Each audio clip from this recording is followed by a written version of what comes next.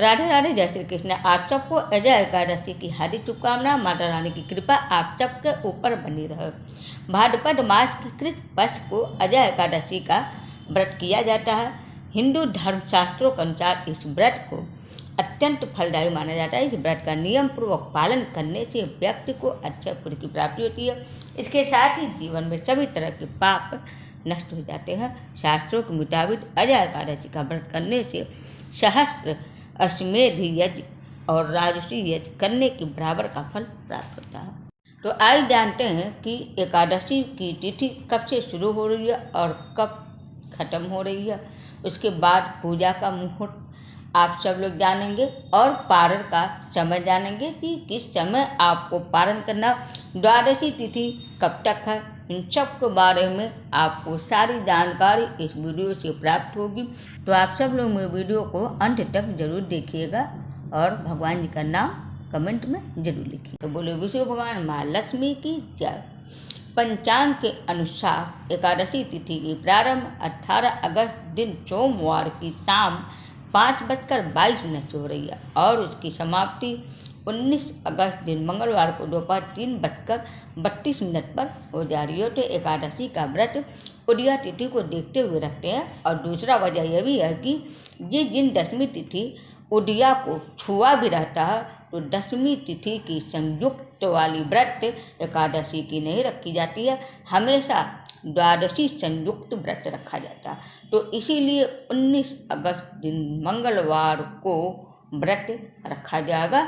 उदया तिथि को आप देखते हुए रहेंगे या तो आप द्वादशी संयुक्त देखते हुए रहेंगे। उदया तिथि में अगर दशमी तिथि है तो आप लोग उस दिन की एकादशी व्रत नहीं रख सकते। 4 बजे से पहले से एकादशी तिथि शुरू हो गई है तो वो एकादशी आप उदया तिथि को मानते हुए रख सकते हैं। तो आइए जानते हैं व्रत का पारण आप किस समय करेंगे। 20 अगस्त दिन बुधवार के दिन आप सुबह 5:53 से लेकर सुबह 8:29 पर आप पारण कर सकते हैं।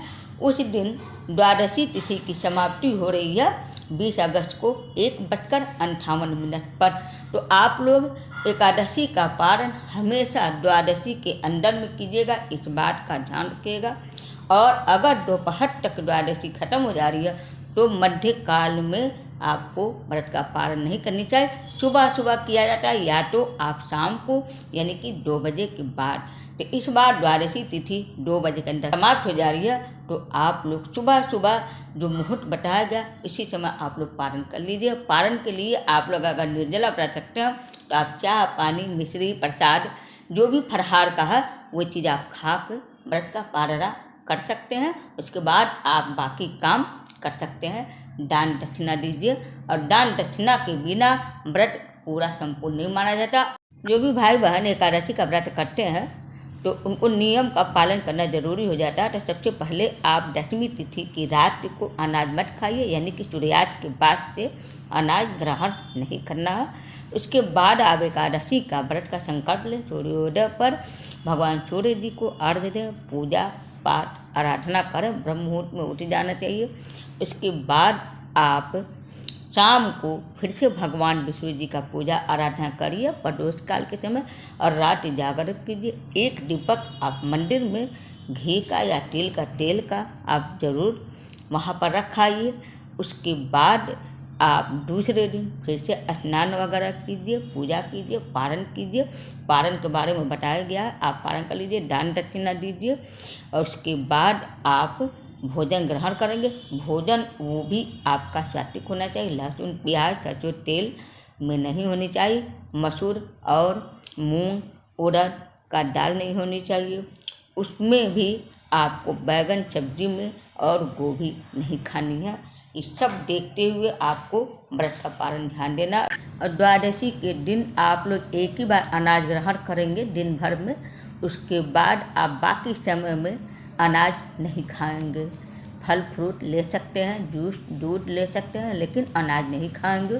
तुलसी जी का पूजा उस दिन किया जाता है, सुबह शाम दोनों वक्त आप कर सकते हैं, लेकिन सींचा नहीं जाता है। निर्जला व्रत रहती हैं तुलसी माता भी, तो इसलिए उनको छुआ भी नहीं जाता और सींचा नहीं जाता है।